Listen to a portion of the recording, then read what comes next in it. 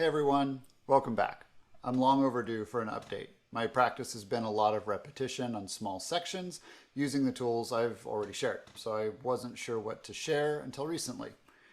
Most of my energy has gone into overcoming limitations to the number of simple things I can do at the same time, as my piano instructor likes to say. I can identify the notes, I can place my fingers on the correct keys, I can read the rhythm, I can tap it out. I can play the melody, I can play the chords, and I can keep pace with the metronome. But the hard part is doing those simple things all at the same time. With practice and repetition, I start to build muscle memory. I start to feel the beat, etc. But it's slow, and it's the same slow process every time. But something finally clicked this last week, helping me make progress much faster. I'm working on rhythms that are mostly eighths and occasional syncopated sixteenths. Placing those individual sixteenths is often the breaking point between I think I can and a total train wreck.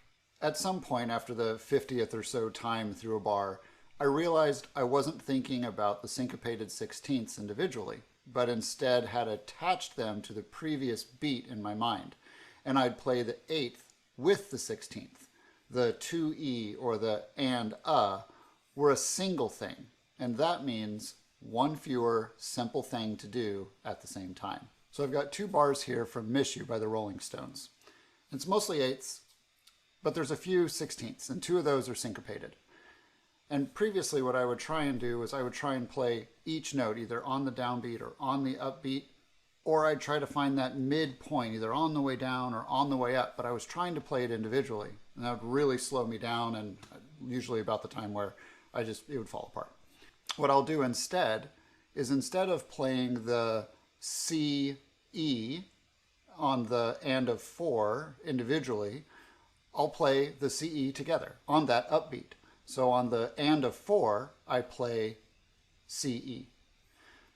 And then similarly, on the down of 2, rather than trying to catch that G on the way up and then that A at the crest of the 2E and, I will simply plan to play A, G, A as 2E end.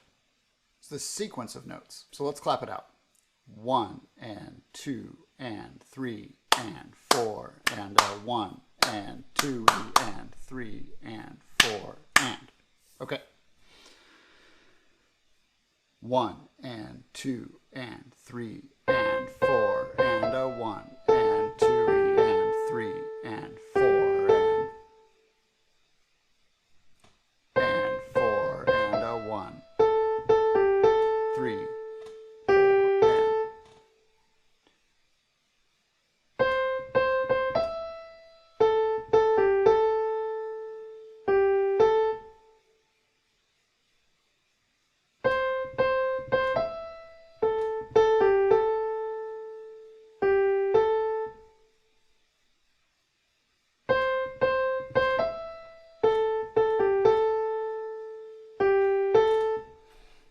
So it's not perfect, but what I have noticed is it's a lot easier to continue to feel that beat if I play that sequence of sixteenths, particularly those syncopated ones, as attached to the previous beats. This won't always work going forward. There's certain patterns that just don't line up quite that way. But for now, this significantly simplifies the number of simple things that I have to do all at once.